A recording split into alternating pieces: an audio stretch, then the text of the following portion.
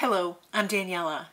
In today's video, we're going to take inspiration from the beauty of a sailboat to use in our slow stitching pieces.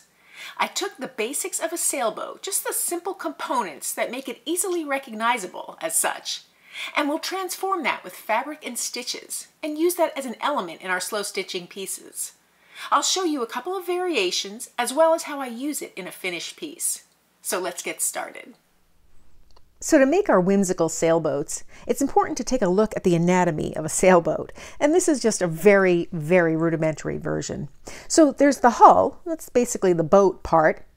The mast, that's just that tall post that the sails attach to. And this is what gives the boat some balance. And then the sails. You can use just one sail, or you can use the two sails, the main sail and the jib, if you want to get technical. Then there's a lot more to a sailboat. These are just the basics that I broke it down to I feel that we can capture the essence of a sailboat. Now because we're slow stitching, we want to add a bunch of whimsy to it. So that would be the different fabrics you choose, the shapes you make. You can make them exact, where you have the bow of the boat that comes to a point and the thicker part of the stern if you wished. And you could really make those sails look like they're billowing out, or you can make them just an abstract shape. And that's where you get full of whimsy. At the end of the video, I'll show you some variations that I made that are both whimsical and fun. So to start with, I want my 3 parts of fabric and my backing piece. So I have my little quilted piece of fabric. That's just my backing. I could cover it with more material, but for today's video, I'm just going to cover it straight with my little whimsical sailboat. I have a piece of denim that I'm going to use for the hull of the boat, the boat.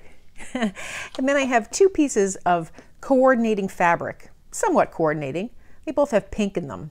I want to do a larger sail and a smaller one. I'm also going to stitch a mast. So the first thing I like to do is come up with my hull, my boat, and I stitch my mast. I'll stitch this down first.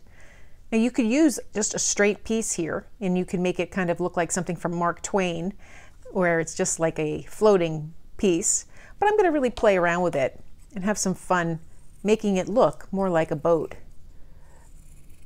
So I'll round the edges and come up with the size that I want. I could do something as simple as a half circle, and that is kind of cute. Or I could change it up, but I like that little half circle idea. It is a bit whimsical. And from there, I'll need a tall mast. Now you can divide your boat in half with the mast, or you could just put it to one side or the other. I'm just going to put my hull down and pin it in place. And then I want to just sketch out my mast. So I think I'm going to go just a little off center here, and I'll make my mast that tall. I can decide if I want to put something up top of the mast, and because I'm using stitching and thread, I can make it whimsical. I can use a chain stitch or any type of stitch that I want. I have 1 strand of embroidery floss in a light blue here, and that's what I'm going to stitch around the little hull. I'll start at one corner, and I'm just going to make a straight stitch all the way around. I'll just do a little stitch, just like this, and bring it all the way around the hull of the boat here, just to tack it down in place. So there I have my hull stitched down, and now I'm ready to work on my mast. I have some blue thread here, all 6 strands of embroidery floss, and I chose a blue that coordinated with the base, again, because I'm going for a whimsical effect. I think I'm going to do the split stitch. So I'm just going to start at the base here of my line, and I'll make 1 single stitch, a 1/4 of an inch long or so, pull it taut, and then I'm going to come up 3/4 of the way through that stitch with my needle, dividing that stitch, and then I make another stitch the same length, and I do the same thing. Now this creates a very interesting effect. It almost looks like it's a braided stitch when it's all done. I'll continue stitching this up the length of the mast. It gives it a little bit of bulk, and it adds a little bit of texture and interest to this little piece. Now once I stitch the top of my mast, I can leave it just like that, but I like to play with it. So I'll come up through my stitches here. I'm going to wrap my thread around my needle 3 or 4 times and go down at the top of my mast here. Push my needle through my fabric and pull my French knot. It's just a subtle little effect that indicates the top of that mast. I'll knot my fabric on the back, and now I can start my sails.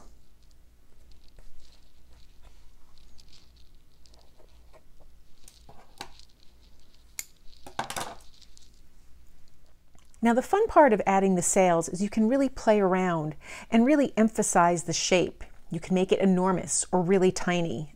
And I think that adds a lot of character to your piece.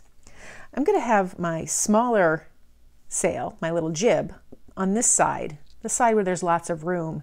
And I'll make my larger sail on the right side, even though there's not a lot of room. I can use my pen and trace out the shape, but I think I'm just going to cut a rough shape with my fabric here. And that's about as large as I want that sail to be. I want it to be triangular shaped, and I kind of want it to bellow out a little here. It doesn't have to be a perfect arc. And then I'll just have this come down. And maybe I'll have this sail bellow out a little at the base as well. Just like that. And that's kind of a really cute little shape. And now I need my larger sail over here. So I'll cut a piece of the fabric.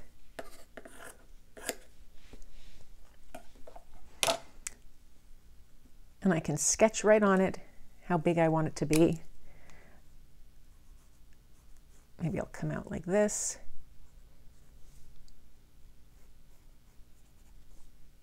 Something like that. So I'll cut it larger than I want and really play around with that shape.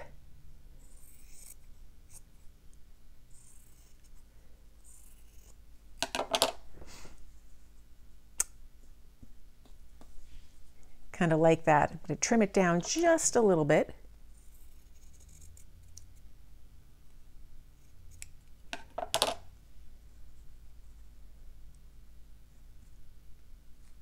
Yes, I'm definitely happy with that.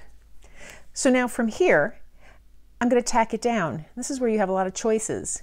You can tack down the entire sail, just like I did with the hull here, or you can just tack down the points. I kind of like that effect because it makes the sails look like they're moving.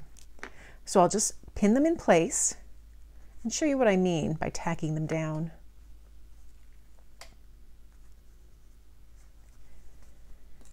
So I have thread that kind of matches my pink. It's a little lighter than this one, but I'll start with this sail.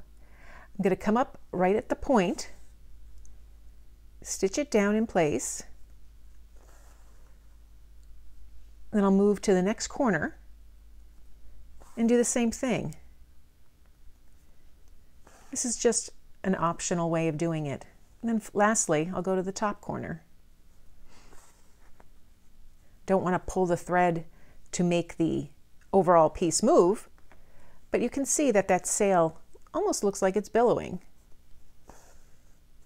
And now I'll do the same thing with this sail. I'll come up here, tack it down. Maybe I'll use 2 stitches this time.